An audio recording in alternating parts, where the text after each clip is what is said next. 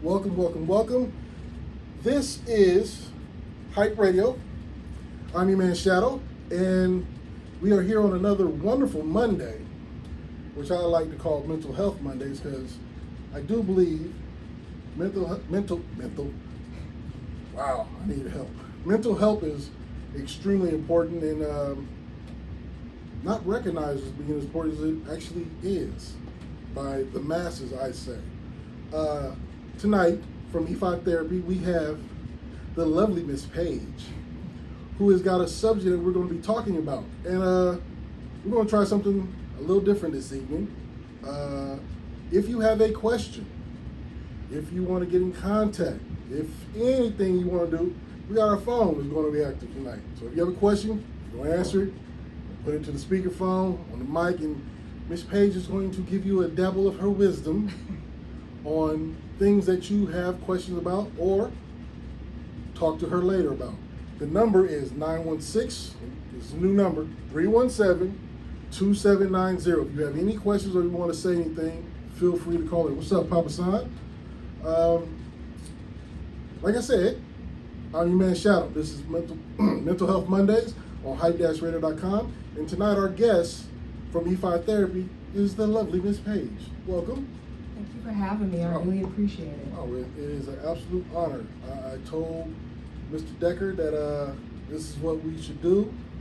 He was open for it, and we riding this till the wheels fall off. I hear that. And we are here to support this movement. Pushing a military Hummer on this. It's crazy. Absolutely. Okay, so what is our subject this evening? This evening, we're going to be talking about the stories we tell ourselves. Now, I had the subject of the talk a while ago, and I'm still wondering what it is that you mean by the stories that we tell ourselves. Well, think about it. The stories we tell ourselves is kind of like a collective idea that I've kind of formulated throughout the years. When you think about how we process information, how we view ourselves, how we view this world around us, why are we saying and thinking and feeling the things that we are? You know? Okay. It could come from our conditionings, our upbringings, what we're taught, our environments, you know? Okay. That's where it comes from. How we process things, how we handle challenges, as we spoke about before we got on this live and on this station. Yeah, I had my own little session before we clicked on, but you know, I won't tell nobody if you don't tell nobody. I won't, but he was very vulnerable, Yeah. which is perfect. Oh, here we go. For Mental Health Mondays, you know? Even Mondays. I'm trying to be helpful with this. I'm trying to help. I believe that it's necessary. Yes. I believe that a lot of people aren't taking advantage of it, and I believe that it's just necessary. It is necessary, and sometimes mental health sounds so scary, right? Yeah. Like a lot of people don't want to talk about what they consider personal information. Okay. And I think that's the main wall that needs to be broken down, because people may feel like they need to talk to somebody, but they feel like they're going to be judged, maybe laughed at, not taken seriously, and that kind of discourages people from opening up, wanting to talk to people in that situation. And I believe that here on Hype Radio, if you're listening to this music, you're already into a certain mind state. Absolutely. But it's entertainment. You shouldn't live by what these guys talk about on their music. Some of them are telling the truth, some of them are lying through their fucking teeth. But that's their story. You need to create your own story. Yes. To be your own person. Absolutely. That's the way I was raised. That's the way I was whooped. This is what it is. So, back to you now. So, when a patient, or do I call them patients? Absolutely. Clients, patients. When a client comes to you and they're dealing with this subject, what are some of the things? Because you're saying kind of like the way you were raised, like what we were talking about. Yeah. How do you get somebody who was raised a certain way to be able to open up and then to realize what you're saying, to deem it to be helpful to their situation? Well, a lot of times, so I'm new to There, therapy. you gotta slide over a little bit. Gotta let the people see. There you go. Hey. There you go. So I'm new to therapy in terms of actually seeing clients officially about a month now. It's been just over a month. Okay. And I've been doing nothing but, as crazy as it sounds, just trusting myself in the process. Just knowing that when a client is assigned to me, that there's a reason, there's timing, there's all these different things. Sometimes I walk into the room and I'm not even sure what it is that we're going to talk about, but they follow me back there, I greet them with a smile, I ask them how they're feeling. I'm like, how are you feeling today? Where's your head at? Where's your heart at? And a lot of times they're like, well, what does that mean? I'm trying to engage and ask you, where has your mind been that day? Mm-hmm. Are you anxious about anything? Are you present? Are you here because you're worried? Are you here because you actually want to do the work? Are you in a partnership that requires you to do the work? Like all those things. I just sit back and I listen. They sit on my couch. I ask them what brings them in today. Sometimes they're quiet. I'm like, we don't have to talk about anything. We could just sit here and we can look at each other. But according to the feedback that I have from you, these are things you're dealing with. Let's begin to unpack that. Okay. So how did you get here? How did you arrive here at this space? I mean, walking in and asking a person, where are you at today? That's kind of like the Kickstarter. I can see how you kick down the door real quick. Absolutely. I get that. That's clever. I value time. And one thing is that I don't take anyone's time for granted. I don't. You know, you think about life and how life is so short already. Mm-hmm. It's so short. It's like, how much time do we really have left? And there's a reason that brought you into this therapeutic forum to where you want to begin to work inwardly. Like, you've probably been out here and you've read all the books. You've had all the conversations. And naturally, we do work from the outside in. But now the work has to begin from the inside out in order to create the world that we want around us. Okay. In order to feel our way through whatever situation that may be traumatic or may just be a challenge, depending on how you look at it and the story you tell yourself. Okay. Yeah. Well, within this subject, I didn't realize you're a rookie in this game. But the way we were talking before this show, like you've been doing this all your life. I grew up fast. Well, that's had me fooled. Okay, so in the subject we're talking about today, the stories we tell ourselves. Yes. Is there a client or patient, without names, that you kind of had to deal with in this situation? Is there a way we can kind of Absolutely. get a roundabout way of some of Yeah. the things you gave them to kind of like maybe, I don't know if they walked out of your office feeling like, they, just won the NBA finals or something, but, Always the goal. Yeah, but, a person who maybe walked out feeling better in that situation. Mm-hmm. Mm-hmm. So yeah, I've had a handful of clients up until this point, and when it comes down to my intention with how I want them to feel leaving my therapeutic room, I just want them to know that it's a commitment that they're making to themselves. That's the first step. You have to make a commitment to yourself in order to create change, right? Right. So when I think about all my clients, and what I've learned just from formal education, conversations within all these classes that I've had for going on 2 years now, and even working with E5 therapy over this last month, I just always think about how if I'm going to become a therapist, I can't think that I know everything. People have to teach me where they've been so I can get them to understand their level of resiliency. That kind of goes with what Matt said the last time he was here. He literally told me, if you talk to anybody, he knows me, like if you decide to go see a therapist and they tell you that they don't see a therapist, get up and walk out. Because they're not being real with themselves. How can they be real with you? That's facts. Matt, you was on to something. Matt is the man, and I've learned a lot from him in this short period of time that I've been working with him. Now, how'd you even find Matt? How did that happen? Well, first of all, Christine. Oh, C-Tag, what's happening with you? Yes. It was really interesting because I'm at the end of my program, right? And the only thing I need is this class called Practicum, which is to basically work towards my hours. Okay. To make sure that I have 300 hours to graduate with this master's program, right? I think that's what she's doing now. That's exactly what Okay. she's doing, right? So honestly, I'm in my Saturday class, and I'm just giving my intro, and I'm like, hey, you know, I'm Paige, and you know, I am almost done with my my coursework, but all I need is a practicum. She messages me separately. It's like, you will be great for this organization. Within a week and a half, I was interviewing with Matt. He's asking me if this is a good fit for me. He wanted to make me comfortable, wanted to give me the choice. I told him from day one, my interview felt like I was a part of the family. I can see that because Yeah. you know, I'm not going to take the classes or anything like that. But Matt definitely has me feeling like I'm helping. Yeah, And because you are. And I'll take that.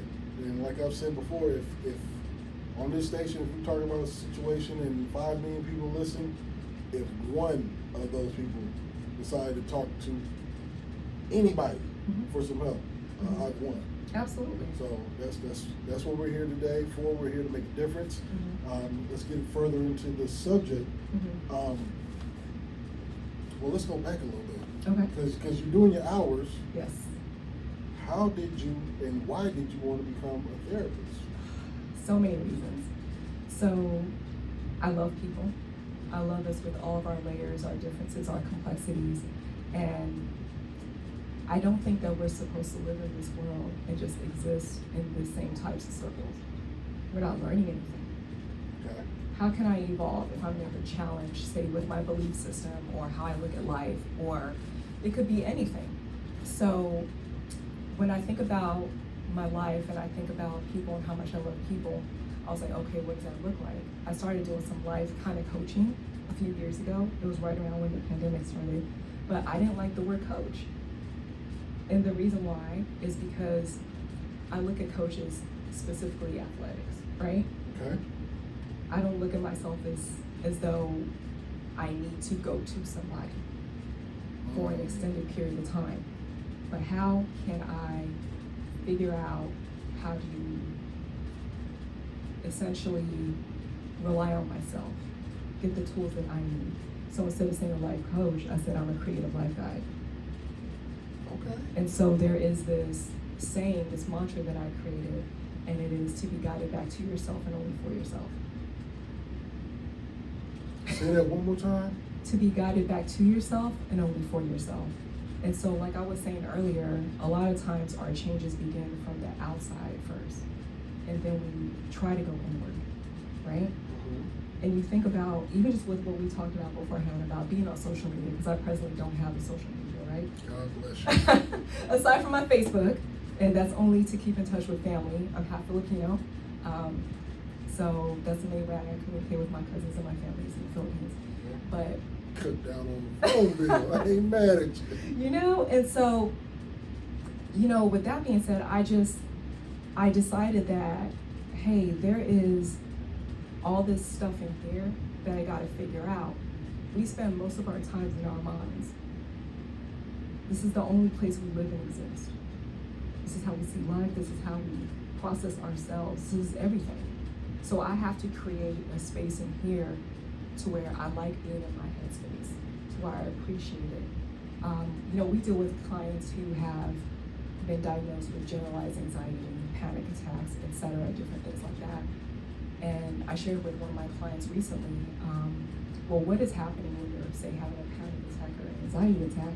She's like, well, I'm thinking about, you know, things I've done before, things that may happen. And I was like, oh, okay, so basically you're worried about things that no longer exist and things that have yet to exist. And she just kind of sat there and processed that thought in those words. And I was like, the only time anxiety exists is when you're not present. So if you stay right here and you figure out how you feel about your day, you're not going to be anxious about anything in your life. Now, when you say these things to these people and you see their facial expression, can you tell that, like that one woman you was talking about, can you tell like she's never had anybody say that to her? 100%. 100%. Is that where, as a therapist, you say, okay, let's go ahead and go down this lane for a while? Absolutely. I asked her, why do you think it's a negative thing to be in your head? And she was like, oh, because I thought it was. Okay, that's conditioning. Maybe you read something, maybe your parents, maybe your husband, your boyfriend, whatever, tells you that that's something wrong, but you can literally change the story that you tell yourself. Like, I love being in my head. I don't know what the problem is. But then I humble myself and I take myself back to when I did struggle with anxiety. And how I literally worried about everything that had happened, how it's going to be viewed, what may come, all these different things. And it wasn't until I recentered myself and was like, you know what? I'm really living in spaces that no longer exist or have yet to exist. So how can I always stay here? Now,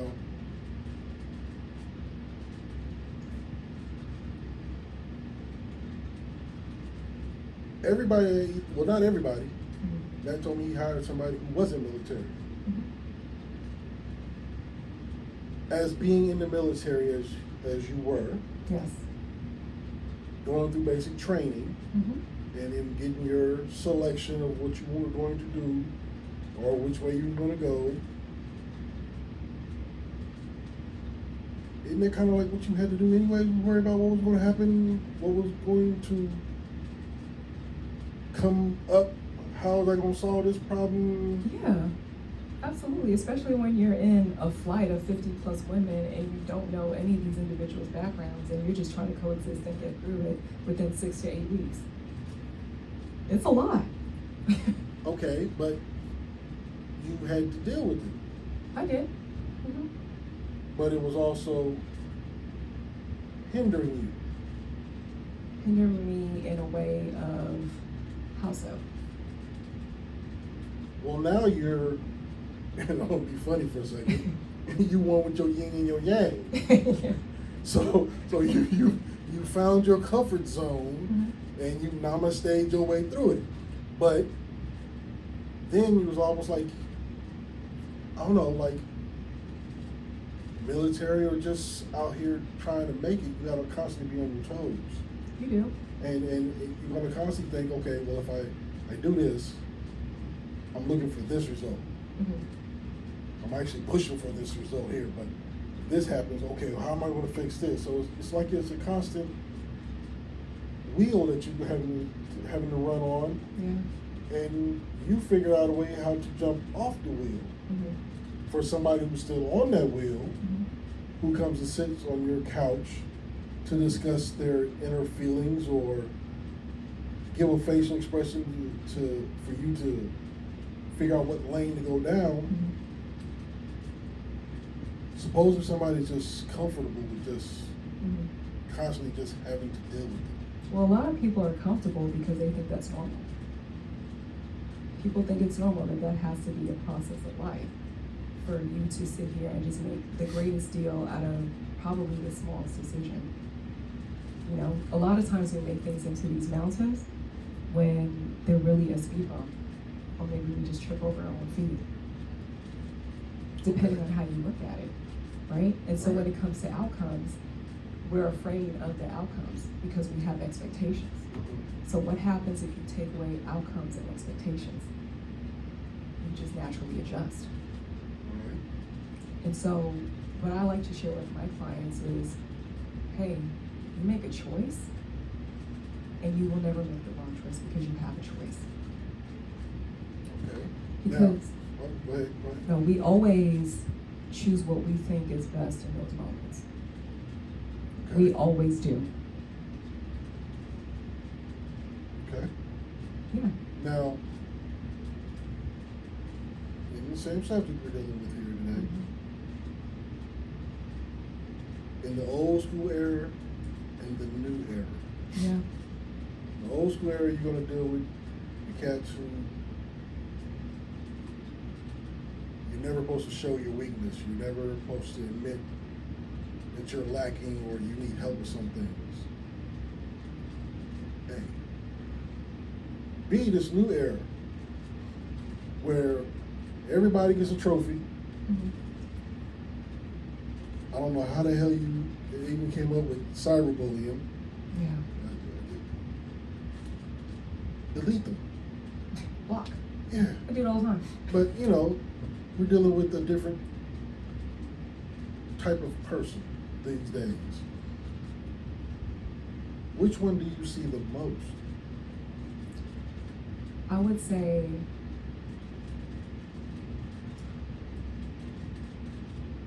the first version. So you're dealing with the older, not necessarily older, but the era of show no weakness, don't Lack tell of your vulnerability. business. Lack of vulnerability. Yeah. Now, with that type of person, with the stuff that's going on with these days, that's what scares me. Mm-hmm. Because we have a whole lot going on. If you sit up and watch the news will have you ready to just seal off your house from the world. Mm-hmm. Being the person who's sitting in the chair across from the couch, having to talk to this person, have you ever seen where a person might have been, until you gave them the right path, as a person who was going to be a danger to themselves or to others?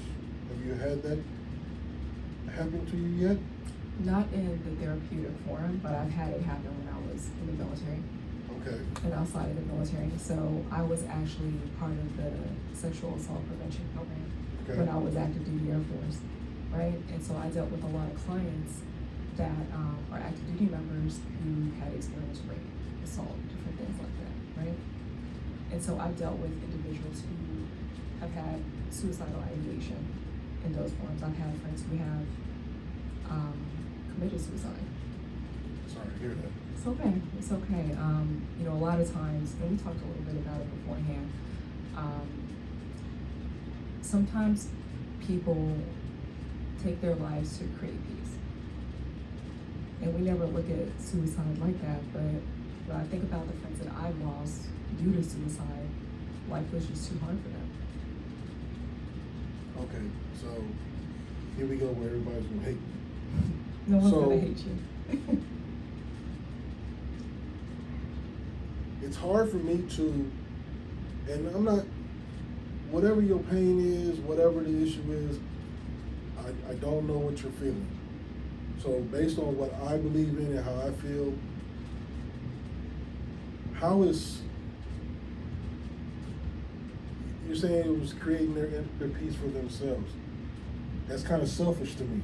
It is. Because you may have created your peace to where, you know, you no longer feel or having to deal with that on a day-to-day, but you leave behind so many people that they're suffering because some of them feel guilty why they didn't see this happening for you. They, you know, they miss you. You know, it could be a parent and they can't imagine that their baby was going through so much that decided to do that to themselves. Like, how is that creating a peace? Peace is a process. It's a process. And I think the hardest thing about grief management is when we feel like we have to get over it. You don't have to get over it. You just have to manage the emotions when they come. But if you're managing these emotions, you're not showing your vulnerability. Not necessarily. You can manage them in different ways. You can work out, you can meditate, you can box. You can talk about how angry you are. You can say all those things. And guess what? You're never going to grieve all day, every day. There's going to be moments when you think about when you all had a joke, when you laughed, you had a good time. That's managing it. It's a wave. And so I know for me, the individuals that I've lost to suicide, I never get over it. And I'm okay with that. And just acknowledging that, man, I wish I would have checked in on him or her. I wish I would have did this. I wish I would have done. You're always going to have a form of regret. And that's okay. It's never going to get better. It isn't. And just acknowledging that is bringing a form of peace in and of itself. Okay, so in the subject of the stories we tell ourselves, is it not necessarily the stories we tell ourselves, is it more like the lies we tell ourselves? Yeah. I'm so glad you brought that up. Sometimes we take on people's ideas and we adopt them to our own without even a second thought. Why are we doing that? Why are we existing the same way that somebody else does? Has that worked for them? Does that work for you? Why not change that? Okay. You know? It all depends on what you're looking at, because if you're looking at social media, everybody's lying on social media. Absolutely. And here's the thing. One of my favorite quotes from Dr. Wayne Dwyer says, if we change the way we look at things, the things we look at change.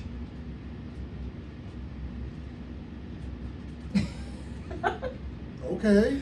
If we change That's the way, deep. if we change the way we look at things, the things we look at change. Just because something feels negative or the outcome wasn't ideal, it doesn't mean that it is. That may be the initial way that we process things.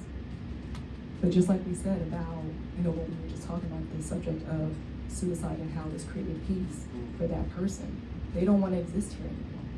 There has to be a reason. They are weary. They don't have it in them anymore. I suffer because I don't get to grow old with you. Right. But guess what? You're no longer in pain.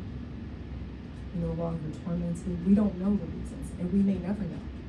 So whatever we choose to tell ourselves to create peace in our lives and understanding, and understand that there's going to be times when we still get mad, it's okay. You don't have to get over it. You don't. You just manage it as it comes. Okay. Can you dig it? I'm picking up what you're laying Hey, you down. pick it up, I'll put it down. Okay. It's just the suicide thing is a strange subject for me. It is. Like I said, I don't know what somebody's going through. I don't know what is happening to where you just think it's so much that you need to turn off your own lights. That's something, and maybe I'm not meant to understand it. Maybe, hopefully, with this, somebody who is thinking that, please feel free to reach out. Please. You never know what's going to happen tomorrow, next week, the week after, or even a year from now. I say don't give up. I agree with that. And I would honestly, to your point, I would like to share something about myself for the sake of being vulnerable. There were many times when I suffered with suicide ideation as well. It wasn't to the point to where I wanted to take my own life, but I was like, I'm tired. This is a lot. It's heavy. And I remember just saying, I just want to go home. I'm exhausted. I don't really know, but not wanting to take my own life, but being at peace if something were to happen. Yeah, and that's facts. And you know what? I'm not much of a sign person, but I remember I was in my lowest of lows, and my youngest son, Eli, he's now 11, at that time he was 3 years old.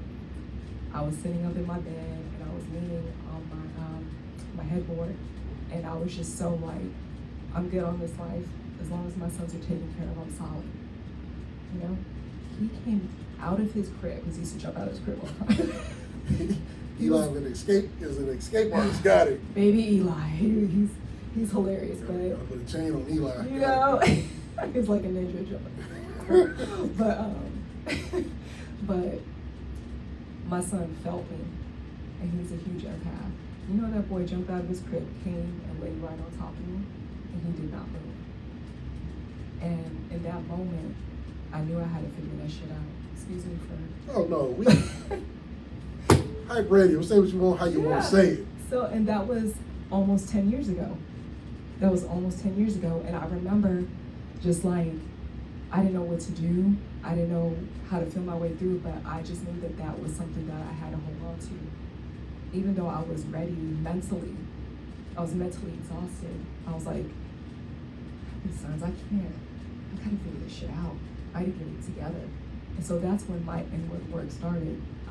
Before we got on here, I was sharing with you how I would look at myself in the mirror and I would wonder, how did I become this version of myself? This isn't even who I thought I would be at this space in my life or anything like that. And so I never had a facial, right, in my life. And I was in my early 30s at that point, right? I'm my early 40s now, but I can't wait to get my first facial.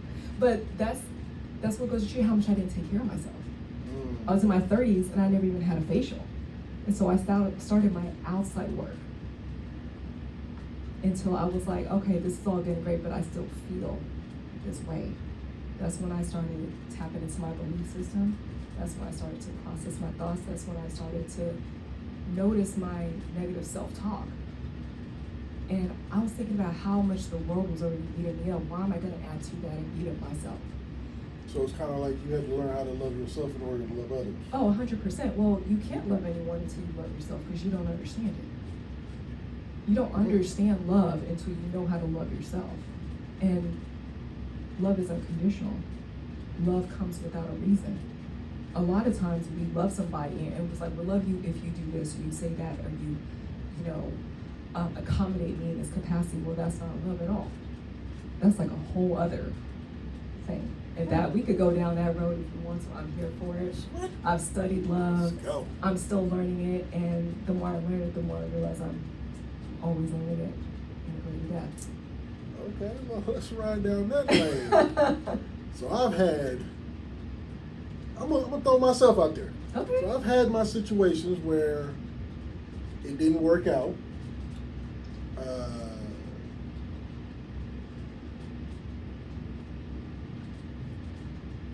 Okay, here we go.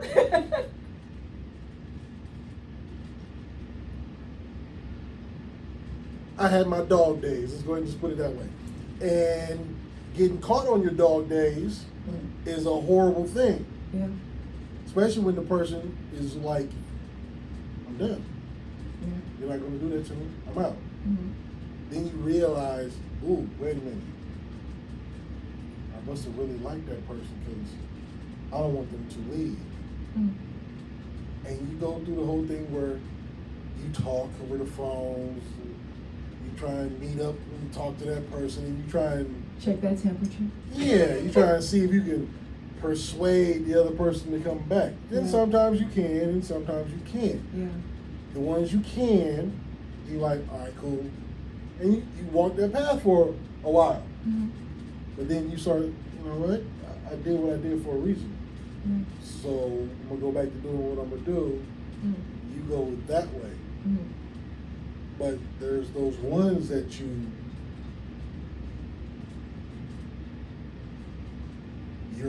in your oh fuck I messed up mentality, and you hold on to the thought of that person for a very long time, and you wonder what if. Then your common sense kicks in.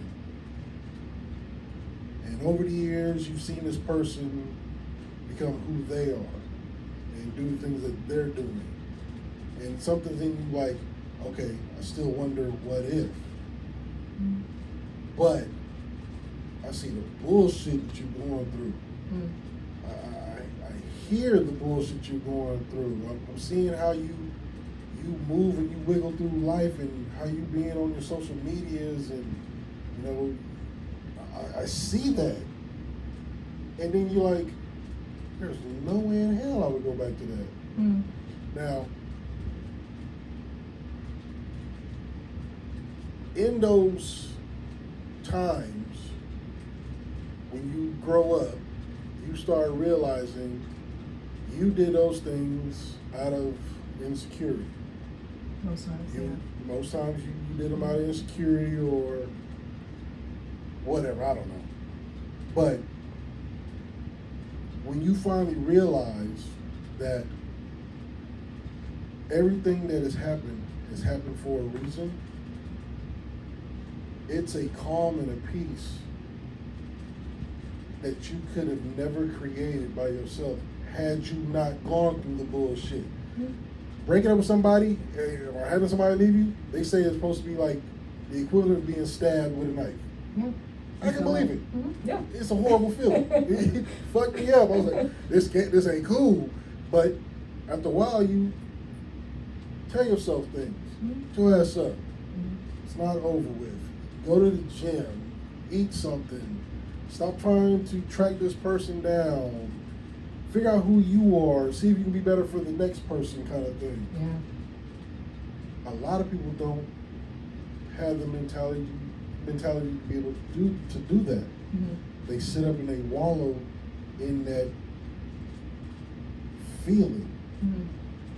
They tell themselves, see how I brought that back in? They tell themselves that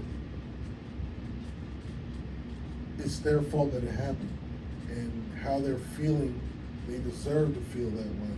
Mm-hmm. They don't deserve happiness or to be in another relationship or whatever the case may be. How do you have a person who is literally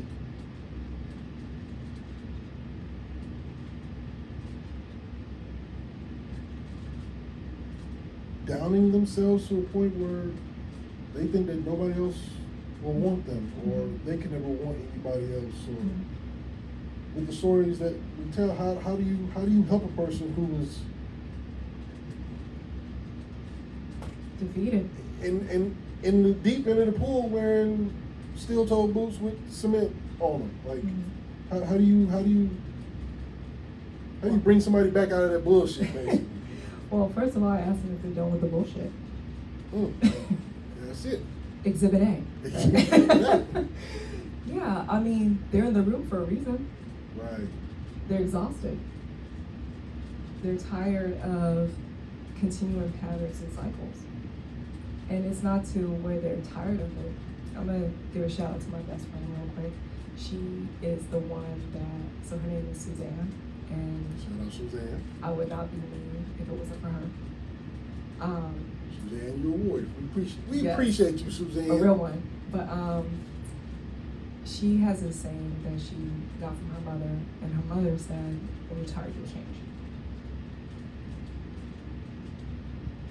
Damn, her mom is on point. There's so much complexities in that simplistic statement, right? Mm-hmm. It's layered. When you think about if you're going on a run or lifting weights and you're just tired, you're tired. You get to that point where you're just tired, right? Right. So if somebody comes into my room and they come in with this victim, lack of better words, type of mentality, Mm-hmm. right? They're like, oh, I'm unlovable because I did this, and that. Right. Okay, facts. You were an asshole. You didn't value those individuals in your life. Here you are again. But is this how you want to continue living your life? If they say no, okay, then I can work with you. Now we can get somewhere. If they're saying they're unsure, okay, what do you still have to get out of your system? And with that, tell me about your upbringing. Mm. Tell me about the relationship with your parents. Were they both present? Did you see your father and your mother stepping out on each other? Different things like that. What are your experiences? What are your examples? Because that's the world that they exist in. What are you exposed to? What are you watching? Who are your friends? What are they doing? See, I'm gonna go a little deep because I always do this with Matt. Sorry, Matt, but this is what it is. So I was gonna throw myself out there, which I don't. So didn't see parents stepping out on each other, Okay. but the OGs that I hung around Yeah. weren't giving the best advice, we'll say. Mm-hmm. I was following what the OGs said. Yeah. Because you thought that was part of this That life was- process. That was the law. Yeah. Mm-hmm. Mm-hmm. Some of the shit the OGs told me was bullshit. Yeah. Got me in a lot of trouble. Yeah. A lot of trouble. Good looking out. But you get to a point where you're tired of that. Yeah. You just, this isn't cool. I need to quit making my front door a revolving door. Like, I gotta walk a different path. Now you do that for a while, and you find that solution to the problem, You got to the root. Mm-hmm. and then that person fucks over. Now, do you sit there and go like, you know what? You gonna take some more medicine? Mm-hmm. Or do you pull back into your shell and say, you know, I'm not dealing with anybody else? Well, the beautiful thing about learning your lesson, I have to learn a lot of them. yeah, is that you learn. It's only a failure if you don't learn anything.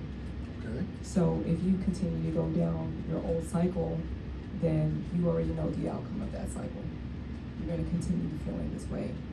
Now, you can only experience true love in terms of with somebody else, and joy is if you take those opportunities, you take those chances, knowing that there's a high possibility when it comes to the matters of the heart that we don't know how this relationship is going to end. Right. We don't know. But another thing to my best friend, we talk all the time about this stuff. It's either you're the one on the way to the one. I gotta say it back in my head. You're the one on the way to the one. Yep. That's deep. It is. Simple, but Very a lot of depth. Deep though. Ocean. Right? Yeah, and so that's what life is for. Like, we're supposed to make mistakes. No one comes out of the womb completely prepared for life. And if you are, then you're just existing. You're not living your life. Like, I'm here for God knows how long. What else am I going to do besides learn? Okay. What else? Okay. Get that? Yeah. And be okay with the failures, like knowing that even with somebody that I love, that there's going to be a point when I disappoint you, that I fail you. But to be with those people that are going to fuck with you anyway is the goal. Okay. Well, let's go ahead and flip this coin on you. Oh. So we have this escape artist that felt mommy needed a hug. How do you tell them, explain to the young gentleman that you are raising, to experience life in a way that is best for them and not to be dealing with the stories that they tell themselves? How do I teach my sons to go through life and manage relationships? There it is. Essentially. Well, first of I said all, it the wrong way. no, you're good. You're good. So my sons are everything to me. Let me start with saying that. I have one that's about to go out into this world. He's 18. He's graduating from high school this Thursday. Congratulations. Thank you. And thank you. I appreciate that. It was not easy. Let me tell you. Right. School is not for everyone. I Okay? live that problem. When I say congratulations, I mean congratulations to him Yes. and to you. Because I know I drove my mom through hell for high school. Woo! And let me also throw his father in there. We co-parent. Oh, So let me give a shout out to him because shout he out is to Pops definitely for being Yeah. there and doing what the fuck you were supposed to do. Yeah, we have definitely had to balance and figure things out, even with our co-parenting dynamic. My dad was there. I got some ass with Yeah. on report cards from dad too. Woo. Yeah, but Nightmares. the beautiful thing about my sons is that I tell them to go experience life and come back and tell me what you've been. If you want to. I've learned throughout these last 18 years of being a mother that I am not their primary mentor, their primary guide. I know that. They're going to be surrounded by influences that I may not approve of and different things like that. But the beautiful things about my sons is that I've allowed them to be who they want to be. I tell them, teach me who you are.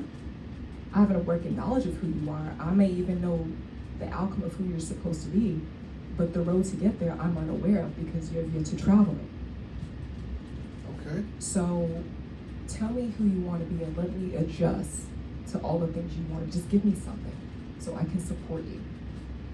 And my sons will tell you, hey, mom, whatever I want to do, I got you. Just tell me. Okay. So we know that we have a little Filipino over here. Yes. And I'm assuming that the other half is me. Yes.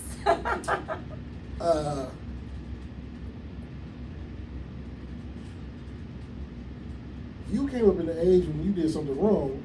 Oh. You got that ass tore. In more than many ways, my mom was also a fast pitch softball player. We won't even get into how we gonna lay that one on. We ain't gonna get on no case, no Diddy. We good. You were raising boys Yeah. to become men. Yes, I am. When they kept doing the same thing that mom said was wrong, were you the parent who said, go to your room? Or were you the parent that said, give me your belt? Now, before you answer that, the stories that we tell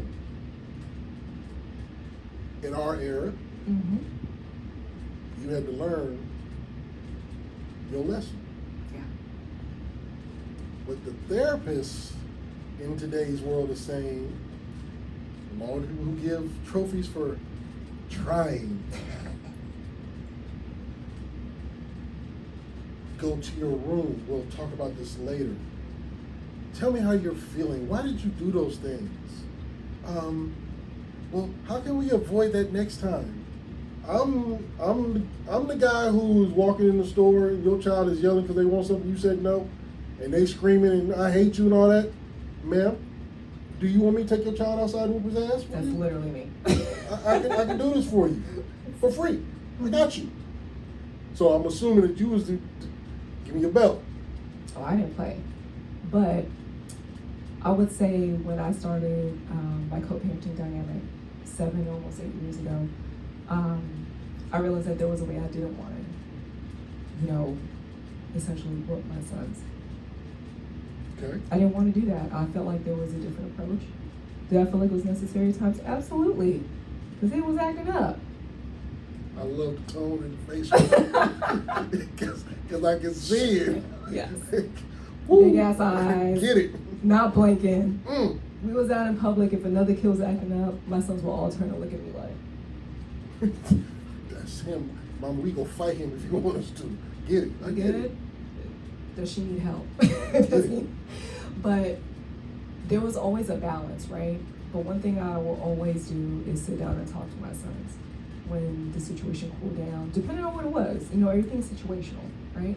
So one thing I would always tell my sons, I'm always like, hey, you gotta be okay with the fact that maybe you understood some things wrong. Maybe I did some things wrong, but if you sit up and you tell me what I could do better, I can own my shit. I've apologized to my kids many times for things I could have did better. And that's what children need to see. Children need to see that their parents are imperfect.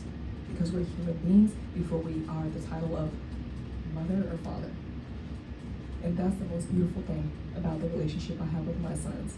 I'm like, you could sit up here and you could tell yourself, oh, my mom didn't do this or my dad didn't do that. But are you sure? Because I go back and look at the relationship I have with my parents and I realize how fucked up some of the shit was that I processed. Like, I'm not even lying. I'm like, yo, I could have did that better.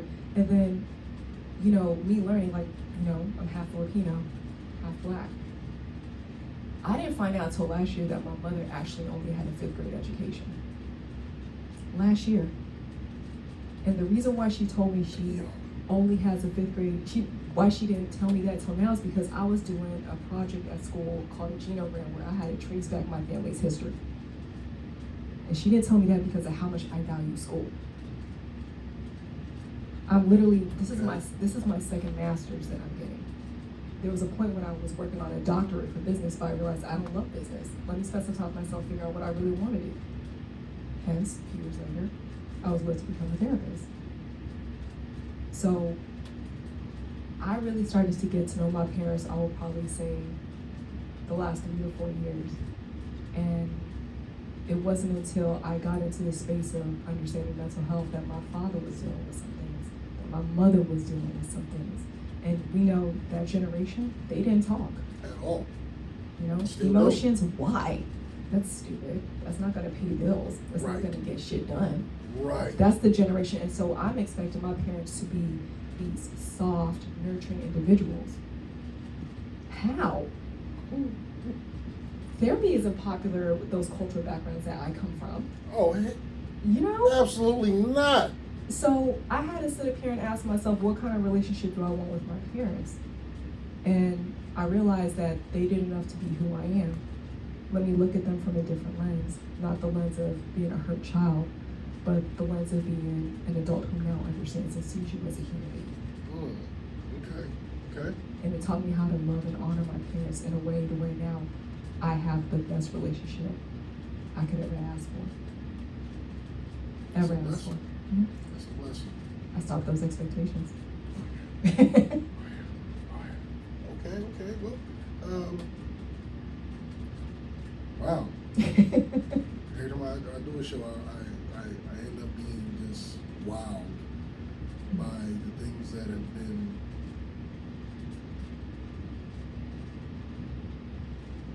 I don't want to say how do I say it? Just say it. Things that therapy is basically just getting you to think a different way. Yeah. Some of the things that we've discussed today, I've come to. That's why I'm able to talk about it, because I've come to the realization that some things was my fault. Yeah. You have to take ownership of some of the things in all the things that you've done. The stories that we tell ourselves is a survival tool, and we tell these things to ourselves because we don't want to take fault. Mm. We don't want to deal with the hurt. Mm-hmm. Whatever it is going to make us seem like we're okay. Yeah. But in all the stories that we tell ourselves, we have to learn to tell ourselves the truth. Yes. Oh, I'm passing this today. Uh-huh. What's up? Ooh. Okay. So I'm hella proud of you. Can I just say that right now? go ahead. Go ahead. I need that today.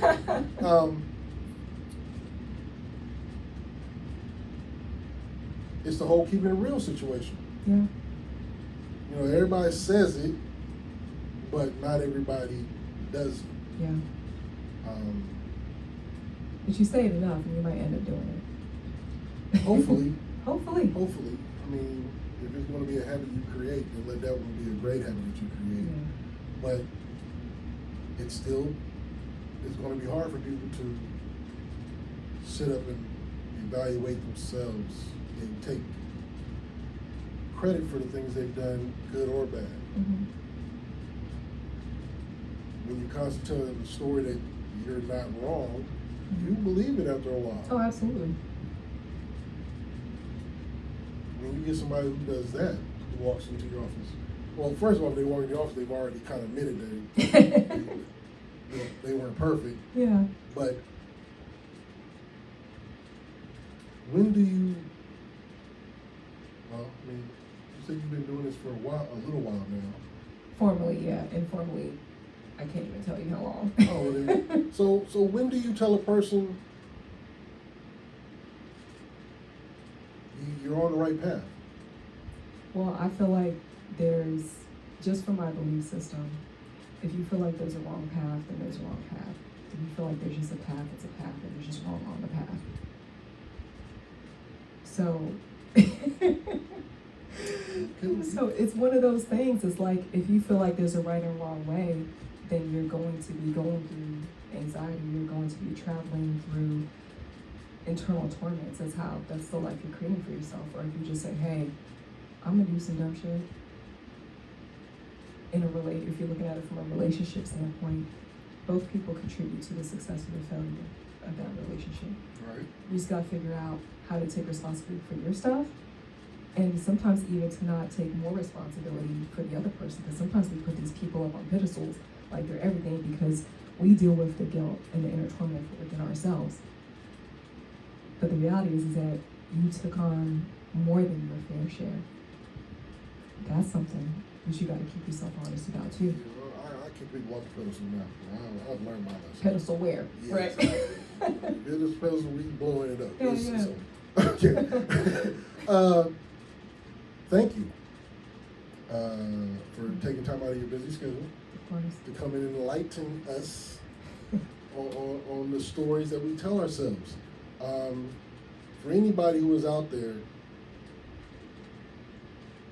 if you need to talk about the stories you are telling yourself, the wait.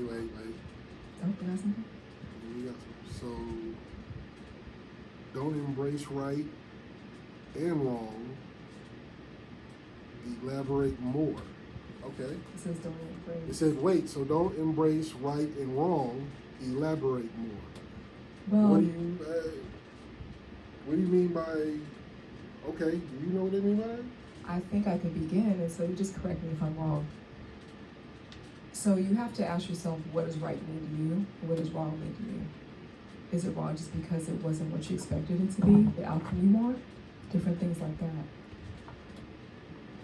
Okay, does that kind of, let's see, Answer your question? it's Paul Brown. Does that kind of give you a little more information? Did that kind of hit home for you? You said anxiety can be caused by embracing right or wrong. I don't know if I said those exact words, but anxiety stems from basically living outside of what the present state is. So if you're thinking about where you've been, and that makes you anxious because maybe you may have failed or you're not proud of something that you did, or you're anticipating what could be in the future, that's what anxiety is. So when it comes to right and wrong, what is wrong to you is going to be wrong. What is right to you is going to be right. And so with that being said, why are they right and why are they wrong? That's something to unpack there too. Oh, that help you out a little bit there? Definitions mean a lot, you know? So how we define things are also going to dictate how we, you know, essentially call them right or wrong. For me, I don't really look at things as, Facing the accountability causes the anxiety. it does. Temporarily though, not everything lasts forever. But what's hard about accountability is the fact that we create shame when we actually admit things, right? Shame, no one wants to feel that shameful feeling. We're embarrassed, but the reality is that we all fail, we all do things wrong, we all make mistakes. Cancer. Okay, Is that what I'm reading? is that it? Correct. Correct. My bad, not cancer. My bad. Okay. All good. Okay. Yeah. So yeah, accountability is one of those things. It's hard, but the more you hold yourself accountable, the easier it gets. And you think about it, like, we're only shamed because maybe we're afraid our reputation may be compromised, right? And that's an ego thing. So then we have to address the ego. Why is that important? But we should embrace the wrong in order to grow. Mhm. No reason for the anxiety. If anxiety comes, it comes, but it's not going to stay forever. Embrace everything. I tell people to embrace everything. We also have Christine tapping in saying Hey.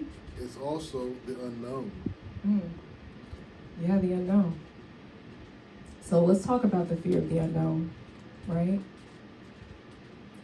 Why does it matter to know the unknown? There's that.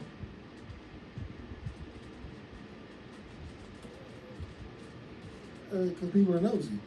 Yeah. And they're scared to take that chance. So they want to always deal with something that's known to themselves, something where they're comfortable. Some people aren't comfortable with stepping outside their bubble. Yeah, facts. But, you know, if you're constantly doing the same thing, coming up with the same problem, Yeah. isn't that the definition of insanity? Because when you don't know what's causing the anxiety, that causes the anxiety because the why is unknown. That's Paul again. Paul, Hey, Paul, thank you so much for your contributions. I Paul is appreciate on that. this tonight. Appreciate that. So he was saying the why? Yeah, he was saying that The anxiety is because the why is unknown. Mm-hmm. Mm-hmm. Well, my question is, why is it so important to know the unknown? Can you give me an example as to, say, what specific subject? Is there something you're waiting on that you want to know? And what is that going to feel like once it arrives? Are you hoping for a specific outcome? Why that outcome? There's a lot there to unpack, you know? And have you thought about what if that outcome isn't what you wanted? How are you going to adjust to that? In order to manage the anxiety, to know the cause. In order to manage the anxiety, to know the cause. Okay, so in order to manage the anxiety, you have to know the cause. So I'm gonna go back to what I asked earlier. Why is it important? Because you don't want to be anxious? I understand that. Anxiety doesn't feel good. But anxiety is also one of those things that can help you look at things from a different view. Why am I anxious? Why does this hold so much weight? Why do I need to know? I know when I'm anxious, I struggle with anxiety for a large portion of my life and still do at times. I had to learn how to let things go and just know that every single time I was faced with a challenge, that it's always going to work out the way it needs to. And then I asked myself, why did I put so much energy towards that in the first place? CTAC is saying sometimes it also has to do with childhood and the caregiver. Absolutely. I agree. Tracy Helpenstein, the realtor, is saying, let's see. Hold on. Untrue. You can breathe through it in the moment and manage the symptoms. Yeah. The answer that is. Yeah, you can. Breath work is everything. That's my answer. The unknown of not knowing what's causing the anxiety. It causes people to stay in the constant state of anxiety because they don't know how to manage it without the cause. Mm-hmm. Mm-hmm. Okay. Well, it's a timing thing too. You're going to figure it out at some point, right? But anxiety is just that slight inclination, and the hard part about managing anxiety is just not staying there for an extended period of time. Acknowledge it, welcome it, let it work its way through your system, and then you'll get back on track. So I dealt with a client recently who was talking about how sometimes her anxiety would last for days. It is debilitating. And I'm like, well, what's going on with you? I was like, have you been eating? She's like, no. Okay. Are you hydrated? No. Okay, well, you're not feeding your body. How can you process anything if you're not eating, if you're not doing these things? So there's several things. Like, it's kind of like you run this like internal checklist, right? Have I been taking care of myself? And sometimes if you're, say, not sleeping well, maybe your anxiety may keep you up at night to where insomnia kicks in. Why aren't you sleeping well? How much caffeine have you had that day? Right. Different things like that. Do you have a million things to do and you don't know how to prioritize them?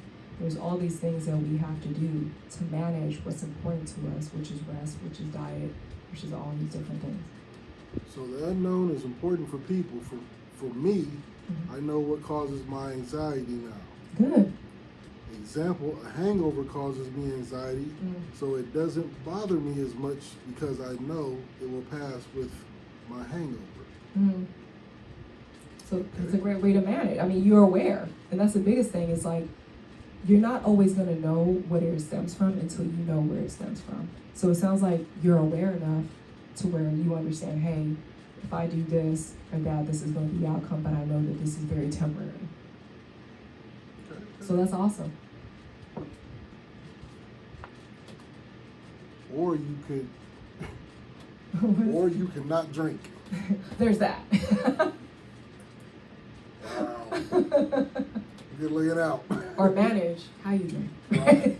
Right. You ain't got to buy the whole bar out for yourself. Yeah. That's correct. Or I could not drink. That's about it. Well, that's our time. Mm-hmm. Anybody who, which is why I rarely drink, they're looking out. Anybody who has any questions, you feel like you want to reach out to Paige, you can contact her at E5 Therapy. It is on the gram, E5 Therapy. That's all it is. It's simple. They will return your call, your text, your DM. They get right back to their people. If you feel like you need to talk to somebody for any reason, the stories we tell ourselves, the last subject we had was masculinity, anything, please reach out to the great people at E5 Therapy. Tonight is a perfect example. We got another statement. We got two kinds of people in the world. The what? The what?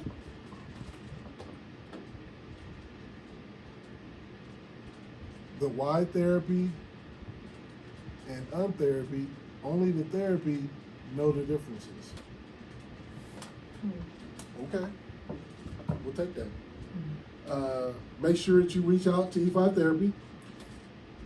If you can't get a hold of them, get in contact with me. I will get you to the people you need to talk to. Please, if you feel like you have nobody you can talk to, please reach out. I will sit, I will listen, I will come to you. There will be no judgment. If you need just information, like I said, to talk to somebody, I got direct numbers of people. I got you. I will make sure that you get to somebody to talk to. Once again, thank you for coming onto the platform and giving an education to something that maybe some people didn't think about.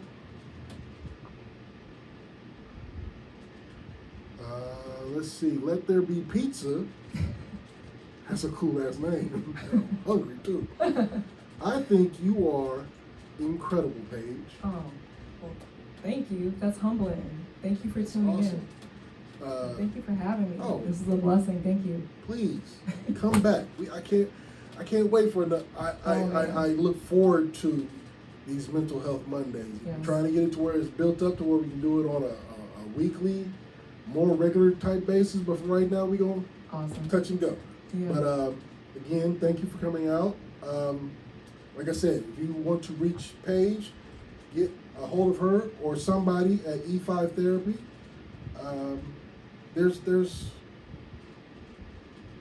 There is somebody who's going to want to talk to you. There will be somebody there who will talk to you. You don't have to feel like you are bothering anybody or you're pestering or